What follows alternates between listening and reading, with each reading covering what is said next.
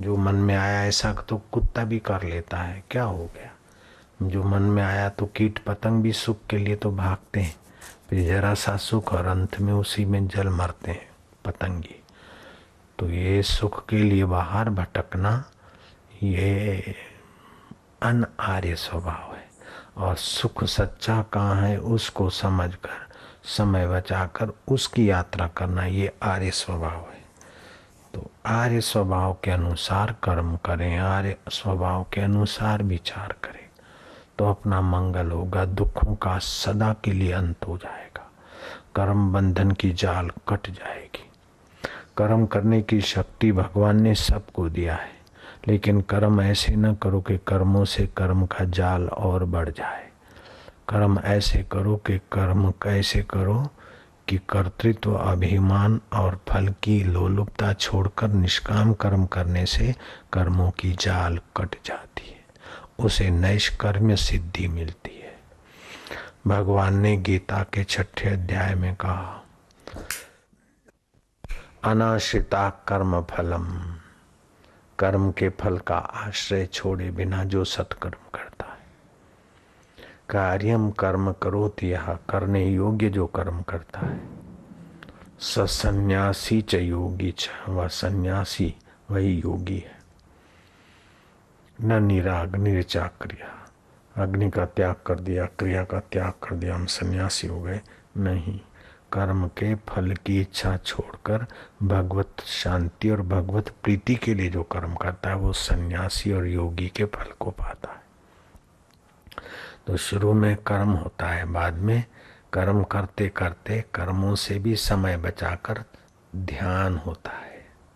आरुरुक्ष मुनेर्योगम कर्म कारणम उच्यते, योगारूढ़स्य तस्यैव क्षमा कारणम उच्यते। जो योग में आरूढ़ होना चाहता है उसको सत्कर्म करना चाहिए, और सत्कर्म परिपाक हो जाए तो फिर उससे समय निकाल के भगवत ध्यान में आना चाहिए, भगवत आनंद में विश्रांति पानी चाहिए। तो ऐसे ही बैठ जाएगा ध्यान लगाने तो ध्यान नहीं लगेगा। ध्यान में सत्कर्म की पूंजी चाहिए, प्राणायाम चाहिए, जप चाहिए और भगवत चिंतन की रीत चाहिए, नहीं तो ध्यान क्या लगेगा। मैं तो 3 कलाक ध्यान में था, नहीं, आलस्य में था, मनोराज में था। अति नींद नहीं करना चाहिए, अति नहीं जागना चाहिए, अति भोजन नहीं, अति परिश्रम नहीं, अति ही आराम नहीं, युक्ताहार विहार से ऐसे व्यक्ति का ध्यान लगता है। वो जिसमें प्रीति होती है उसका ध्यान अपने आप लगता है। जैसे पनिहारी घड़े पे घड़ा, उस पर घड़ा लेकर सहेलियों से बात करती आ रही है, फिर भी घड़े पर घड़ा, उस पर घड़ा, वो गिरता नहीं, क्योंकि मुख्य वृत्ति मन की ऊपर है और बाहर से व्यवहार कर रहे। ऐसे ही अभ्यास करके मुख्य वृत्ति ईश्वर में लग जाए, बाहर से व्यवहार करते तो उनका तो व्यवहार काल में भी भगवत चिंतन, भगवत ध्यान बना रहता है। तो अभ्यास बढ़ जाए।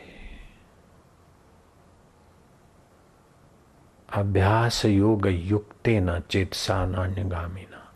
अभ्यास तो सभी करते, रोटी बनाने का अभ्यास, झूठ बोलने का अभ्यास, कोर्ट कचहरी मुकदमाबाजी का अभ्यास, हिसाब सेट करने का अभ्यास, किसी को इम्प्रेस करने का अभ्यास, ये सारे अभ्यास फंसाने वाले हैं, अनार्य। लेकिन अभ्यास को योग में बदल दे, सच्चाई से, जैसा भीतर ऐसा बाहर, तो जल्दी ईश्वर प्राप्ति हो जाएगी। कुछ ऐसे उपाय हैं जो 1 साल में ईश्वर प्राप्ति हो जाए, और कुछ ऐसे योगिक उपाय जो 6 महीने में परमानंद की प्राप्ति हो जाए। व्यास जी ने बताए। सुबह दोपहर शाम प्राणायाम सहित ध्यान करे तो 6 महीने में ईश्वर साक्षात्कार हो जाए। लेकिन जो कूड़ कपट करते हैं, धर्म का पैसा हड़प करते हैं, उनकी 7 पीढ़ियां तबाह हो जाती। और जो धर्म के पैसे का सदुपयोग करते हैं, धर्म में ही लगाते हैं, तो उनकी 7 पीढ़ियां सुख समृद्धि से होती। तो कर्म का सिद्धांत है, गहनो कर्मणा गति।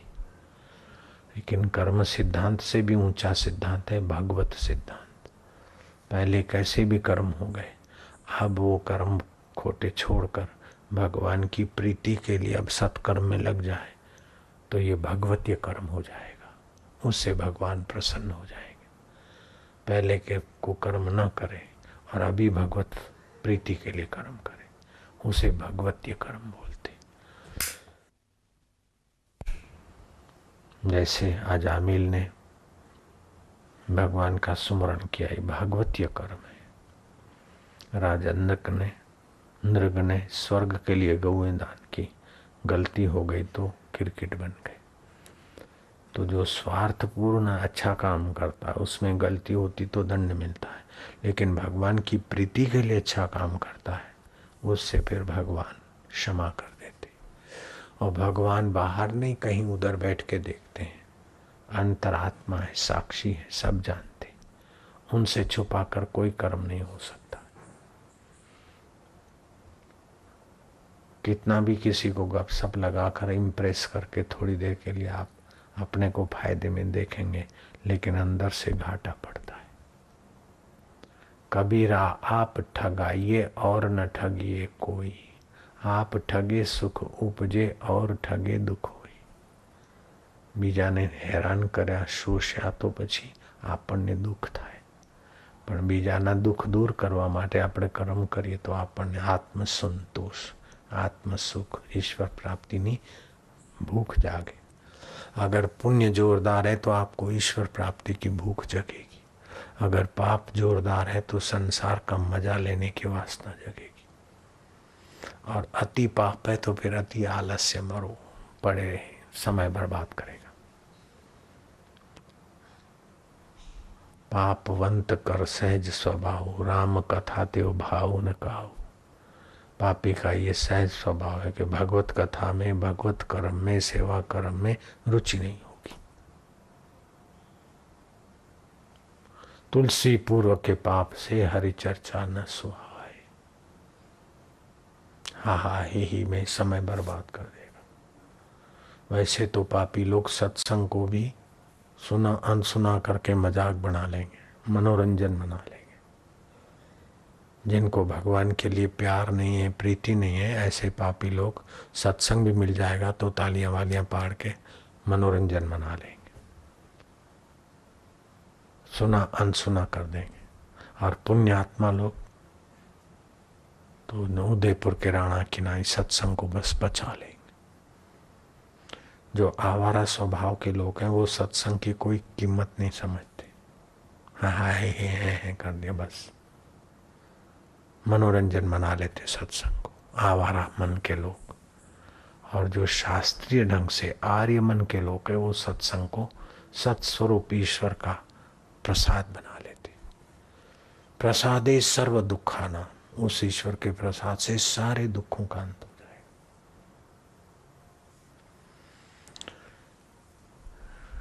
हाँ ही में तो थोड़ी देर मजा आई, फिर वैसे का वैसा गंभीर ध्यान करे, गंभीर ज्ञान करे। फिर कभी हास्य तो अपन भी करते हैं, प्रसन्न तो रहना चाहिए, लेकिन सब कर्म ऐसे लापरवाह जैसे नहीं करने चाहिए। गंभीरता के समय गंभीरता पूर्वक ज्ञान ध्यान का आश्रय लेना चाहिए। सोचो क्या ले जाएंगे, एक दिन आयुष्य कम हो गई, कितना ईश्वर के तरफ बढ़े, आसक्ति कितनी कम हुई, कर्म में कितनी तत्परता आई, और कर्म करने के समय सुख और दुख में समता कितनी आई। संसार के स्वप्न जैसी दृष्टि कब बनेगी। उदालक सोचते हैं कि राज तिलक से तो मैं बचा, अब एकांत में आया हूँ युवराज, लेकिन मेरा मन ऐसे कब भगवान में स्थिर होगा। राजा भरतरी राजपाट छोड़कर एकांत गुफा में सोचते हैं कि मेरे ऐसे दिन कब आएंगे कि परमात्मा स्वरूप में स्थित हो जाऊंगा, समाधिस्थ हो जाऊंगा, परमात्मा के ध्यान में इतना शांत समाहित हो जाऊं कि मुझे पता न चले कि एक दिन बीता, कि एक हफ्ता बीता, एक महीना बीता। ऐसे मेरे दिन कब आएंगे। जंगल के हिरण मुझे पत्थर की शिला समझकर अपने सींगों की खुजली खुजलाए। उन्हें पता न चले कि मैं जीवित मनुष्य हूँ और मुझे पता न चले कि कोई खुजला रहा है। हे भगवान, ऐसे दिन मेरे कब आएंगे? तो कितना पुण्यमय संकल्प है, कितना पुण्य प्रभाव है चित्त में। ऐसे दिन कब आएंगे कि बढ़िया मकान होगा, बढ़िया गाड़ी होगी, तो फिर तुम बढ़िया चिपकली भी बनकर बढ़िया मकान में आ जाओगे। बढ़िया अच्छा सुंदर या चूहा बनकर भी बढ़िया गाड़ी में कभी न कभी घूमोगे। तो क्या हो जाएगा? इस जन्म में नहीं घूमे तो दूसरे जन्म में चूहा बन के घुस जाओगे गाड़ी में, तो क्या हो जाएगा? तो जिनके पास बढ़िया गाड़ी है तो क्या मिल गया, बढ़िया मकान है तो क्या मिल गया? बढ़िया में बढ़िया तो परमात्मा सुख है, परमात्मा ज्ञान है, परमात्मा आनंद है। जिस विषय के, जिस परमात्मा के विषय में सत्संग होता है, उसी में शांत होने का प्रयोग किया। उसी का रस, उसी का माधुर्य और उसी के सामर्थ्य की कुछ झलकी। तो भगवान सुहृद है, हितैषी है, चैतन्य स्वरूप है, हमारे हैं। शरीर हमारा कहने भर को है, पहले नहीं था, बाद में नहीं रहेगा, लेकिन वो चैतन्य परम सुहृद आत्मा परमात्मा हमारे हैं। हम उसे भूल जाते लेकिन वो हमें नहीं भूलते। हम उससे कृतज्ञता कर लेते लेकिन वो हमारे से कभी कृतज्ञता नहीं करते। हम अल्पज्ञ हैं, अल्प शक्ति वाले हैं और भूलनहार हैं। वो परमेश्वर सर्वज्ञ है, सर्व सामर्थ्य वाला और सबका परम हितैषी है, सुख रूप है, ज्ञान स्वरूप है। उसका स्वाभाविक स्पंदन ओमकार है। इस ओमकार की महानता को भगवान आदि नारायण ने खोजा था। ये ओमकार मंत्र है, इसके ऋषि भगवान नारायण स्वयं है। इसके देवता अंतर्यामी परब्रह्म परमात्मा है। इसकी छंद गायत्री। इस ओमकार के जप और ध्यान से साधक को साकार के दर्शन करना हो, चाहे निराकार के, लौकिक सिद्धि चाहिए चाहे परलौकिक सिद्धि चाहिए, सब उपलब्ध हो सकता है। स्वामी विवेकानंद को चीन जाने की इच्छा हुई। 2 जापानी भक्तों के साथ वे चीन गए। उन दिनों में चीन वालों को ये पता था कि अंग्रेज लोग आते हैं, मीठी मीठी बातें करते और हमारा धन दौलत सब युक्ति से लूट लेते। तो ये विवेकानंद जी को पता भी था। तभी भी 2 अंग्रेज सेवकों के साथ गए। तो वहाँ किसी देहाती इलाके में गए तो लोग डंडे लेकर उनको मारने के लिए दौड़े। तब उनके सेवक, जापानी सेवक घबराए। विवेकानंद ने कह दिया कि इनको बोल दो कि हम यहाँ ईस्ट इंडिया कंपनी जैसा यहाँ कोई व्यवसाय करने को नहीं आए। हम तो भारत के संत हैं और सुख शांति देने आए। इतना तुम इनकी चीनी भाषा तुम जानते हो, इसीलिए हम तुमको लाए, बता दो। जब बता दिया तो उन्होंने जूते और डंडे नीचे रखे और हाथ जोड़ के विवेकानंद के इर्द गिर्द बैठ गए। किसी ने बीमारी का दुखड़ा रोया तो किसी ने मानसिक चिंता, तो किसी ने पत्नी के स्वभाव की व्यथा रोई तो किसी ने पति की, किसी ने बेटे का दुखड़ा रोया तो किसी ने पड़ोसी परेशान करता है, किसी ने आर्थिक बरकत के लिए दुखड़ा रोया तो किसी ने कुछ दुखड़े रोए। स्वामी विवेकानंद ने कहा कि देखो, मैं आपको एक ऐसा मंत्र देता हूँ जिससे सबके मनोरथ पूरे होंगे। कागज के टुकड़े पर ओम लिख दिया। बोले इसको तावीज में डाल देना, भूत के भय वाले का भय भाग जाएगा। और ये ओमकार सब मंत्रों का सेतु है। जैसे पृथ्वी सब वृक्षों का आधार है, सब फलदायी रसों का आधार है, सब जलाशयों का आधार है पृथ्वी, सब जलचरों का आधार है पृथ्वी, सब भूचरों का आधार है पृथ्वी। ऐसे ही पृथ्वी के नाई ये परमात्मा सभी का आधार है, भूचरों का, खेचरों का, सबका।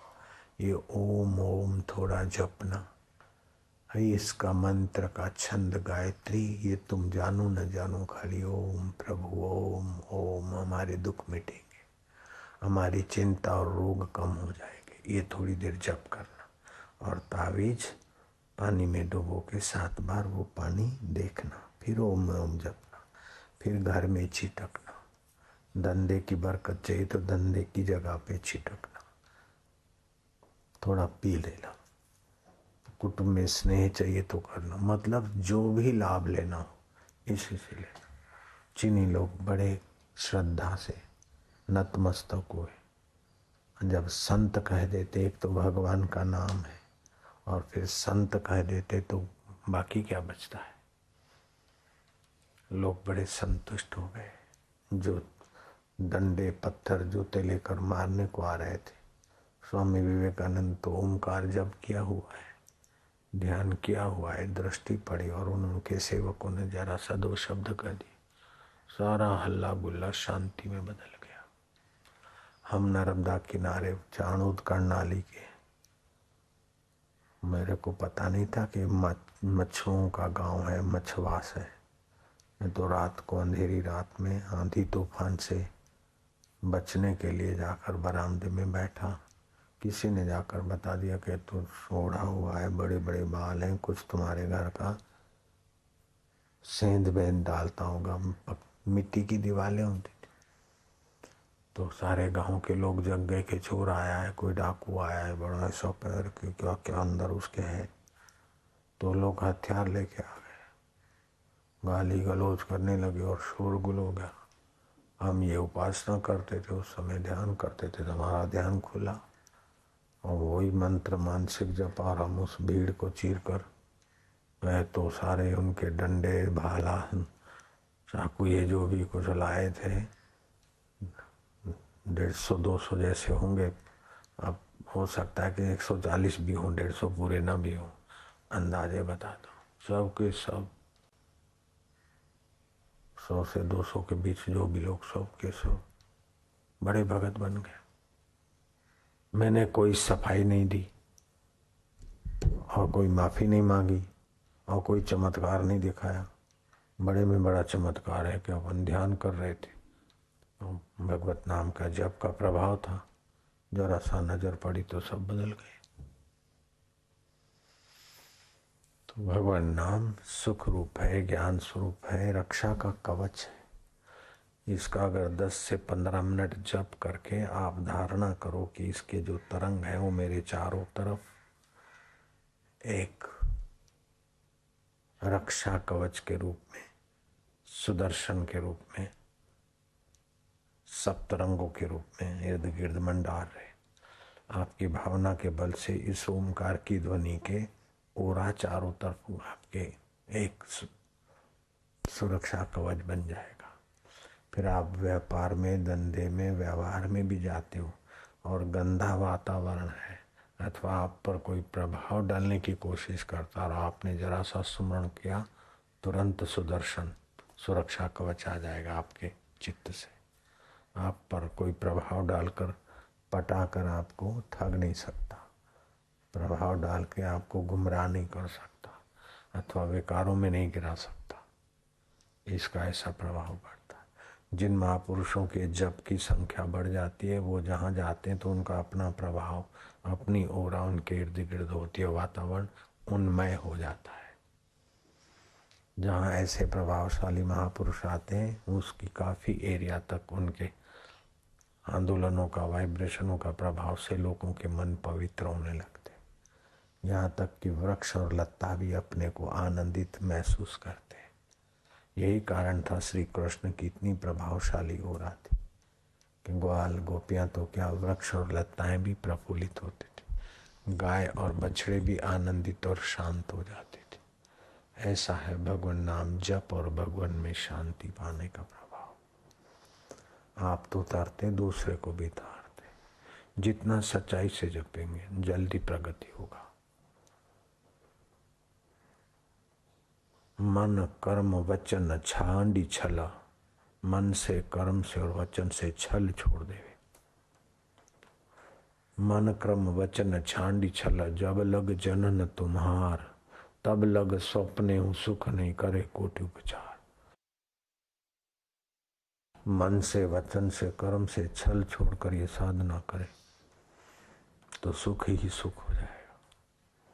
और मन कर्म और वचन में छल कपट रखेगा तो करोड़ों उपाय कर ले, निर्दुख नहीं होगा, निर्बंध नहीं होगा, निश्चिंत नहीं होगा। मन कर्म और वचन से छल नहीं छोड़ेगा तब तक निर्दुख नहीं होगा, निश्चिंत नहीं होगा, निर्बंध नहीं होगा, बंधनों में विकारों में बंधा रहेगा, चिंता में पड़ा रहेगा। बस ये तीन छोड़ दे। मन कर्म वचन छांडी छल, मन से कर्म से वचन से छल छोड़ दे और फिर भगवान नाम जपे, सात्विक भोजन करे, बस हो गया। और भगवान की भक्ति बढ़ाने वाले भगवत जनों के जीवन प्रसंग सुने। भक्तों के जीवन चरित्र सुनने पढ़ने से भी भक्ति दृढ़ होती है। महापुरुषों के जीवन की गाथा पढ़ने सुनने से विचारने से, जब हम घर छोड़ के गए तो मन इधर उधर हुआ, तो जो हमारे पूर्व जो महापुरुष हैं उनका मन भी तो हुआ होगा, तो उन्होंने क्या क्या किया, कैसे कैसे दृढ़ रहे। सिद्धार्थ गए और मन विचलित हुआ तो कैसे मन को समझाकर भगवत पद को पा लिया। ध्रुव गए तो मन विचलित हुआ तो कैसे दृढ़ हो गए। मीरा को कितने विघ्न और मुसीबतें आई फिर भी दृढ़ता से लगी रही। शबरी बिलन के जीवन में कितना कुछ बाधाएं आई, दृढ़ता से लगी रही तो कितनी महान हो गई। तो इस प्रकार की सदप्रेरणा मिलती रहे। ऐसे सदग्रंथों का, ईश्वर की और जीवन विकास अपने आश्रम का, ऐसे पुस्तकों से बड़ी प्रेरणा मिलती। रामायण से, गीता से और भी सदग्रंथों से सदप्रेरणा मिलती है, महापुरुषों के जीवन चरित्र से। गुरु जी नैनीताल के जंगल में होते और हम डीसा में होते और हम महसूस करते कि गुरु जी की कृपा हो रही, हमारी चिट्ठी पहुंची है, अथवा हम खूब चिंतन करते थे तो फिर लगता था कि गुरु जी तक हमारा चिंतन पहुंचा है। उत्तर भी मिलते थे, हजारों माइल दूर हो तब भी, लाखों माइल दूरी भी क्या माना रखते।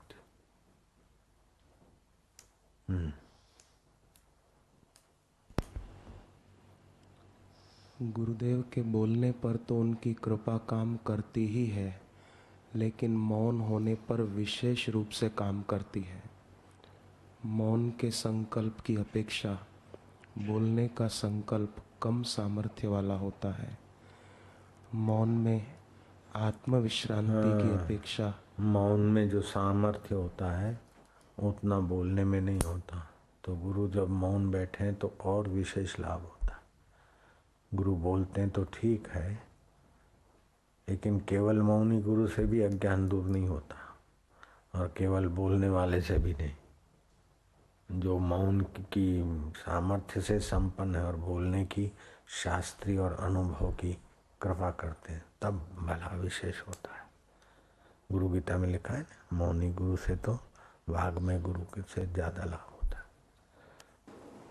बैक्टीरिया में जो चेतना है, कीड़े में, मकोड़े में, हाथी में, कीड़ी में, कुंजर में, वो परमात्मा का सत्य तो है उनके शरीर के अनुसार सब जगह।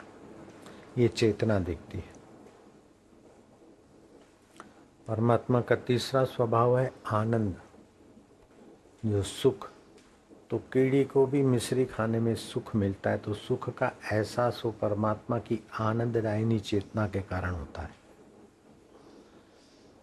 वे सांप विषधर अपने मित्र को प्यारा है, पत्नी को प्यारा है, नागिन नाग को प्यारी है, तो उनको भी जो सुखाभास होता है, जब बीन बजने पर डोलते हैं तो सुख का एहसास वे भी तो करते।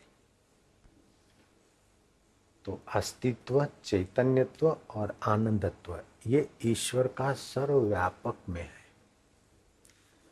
हिंदू जब शालिग्राम को पूजता है तो वो सुपारी जैसे गोल पत्थर की पूजा नहीं करता है।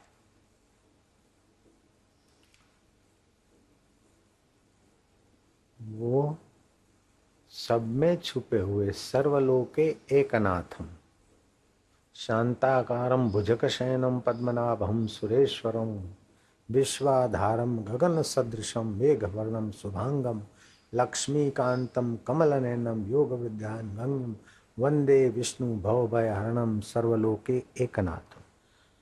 तो तुम्हारे 500 के पत्थर की मूर्ति का पत्थर की पूजा नहीं करता, वो सर्वलोकों में जो व्याप्त है उस एक ईश्वर की पूजा कर रहा है। शालिग्राम की पूजा करता है तभी भी सर्वलोक महेश्वर की पूजा करता है। वो गोल भगवान की पूजा करता है, उसमें भी व्यापक भगवान है। और लंबे भगवान की पूजा करता है जगदम्बा की, तो ऐसा नहीं कि हे लंबी मूर्ति अथवा अष्टभुजा तुम्हारे को मैं प्रणाम करूं, नहीं, अनंत ब्रह्मांडों में व्याप्त मां आद्य शक्ति। तो स्त्री के रूप में, चतुर्भुजी नारायण के रूप में, मां के रूप में, शालिग्राम के रूप में अथवा गणपति के रूप में। गणानाम पति गुंगवाह गम गणपतये नमः। गण जो है हमारी इंद्रियां, 5 कर्म इंद्रियां, 5 ज्ञान इंद्रियां, 5 प्राण, मन, बुद्धि, इनको जो चेतना देता है वह गणानाम पति थी गणपति। तो हाथी रूप में जिसका मस्तक है उसकी पूजा करता है, तो वो कोई हाथी की पूजा नहीं करता हिंदू। लेकिन हाथी मस्तकधारी गणों का स्वामी उस परमात्मा की वो पूजा करता है। पीपल की पूजा करता है तो किसी लकड़े की या वृक्ष की पूजा नहीं करता, लेकिन वृक्ष में जो परमात्मा चेतना है, वृक्ष में भी अस्तित्व है, चेतनत्व है, आनंदत्व है। वृक्षों को भी प्रसन्नता का एहसास होता है। ये जगदीश बसु हिंदुस्तान के विज्ञानी ने खोजा, फिर बेईमान विज्ञानियों ने थोड़ा अपना नाम लगाना चाहा, लेकिन आखिर सत्य प्रकट हुआ। और जगदीश बसु की खोज के पहले आपके ऋषियों की खोज है। जगदीश बसु सांझ को पेड़ पे चढ़ रहे तो माँ ने कहा बेटा अभी ना चढ़ो पेड़ पे, उनको आराम करने दो। तो बोले माँ ये सोते हैं? बोले हाँ बेटे, ये जल और पृथ्वी के कण खाते भी हैं, रात्रि को सोते भी हैं, और अच्छे व्यक्ति मिलते तो प्रसन्न भी होते हैं। और किसी पास वाले वृक्ष को कोई काट के आए तो ये उसको देखकर क्रूर व्यक्ति को, जो पड़ोसी वृक्ष को काटा तो उसको देख के घबराते भी हैं, और जो सींचने वाला आता है तो उसको देख के प्रसन्न भी होते। तो माँ ने कहा जो देहातों में माताएं रहती थी कथाएं सुनकर बच्चों को कहा, वो अभी जख मार के विज्ञानियों को प्रयोग करके उस बात पे आना पड़ता है। तो हिंदू जब सावित्री व्रत उपवास करती है माए, अथवा पीपल की पूजा करता है या तुलसी की पूजा करता है, तो एक पौधे की पूजा नहीं करता है, उस एक पौधे में जो सत्य चित्त आनंद छुपा है वो विश्वव्यापी ब्रह्मांड व्यापी परमेश्वर की पूजा करता है। ऐसे मातृदेवो भव, माँ भगवान है।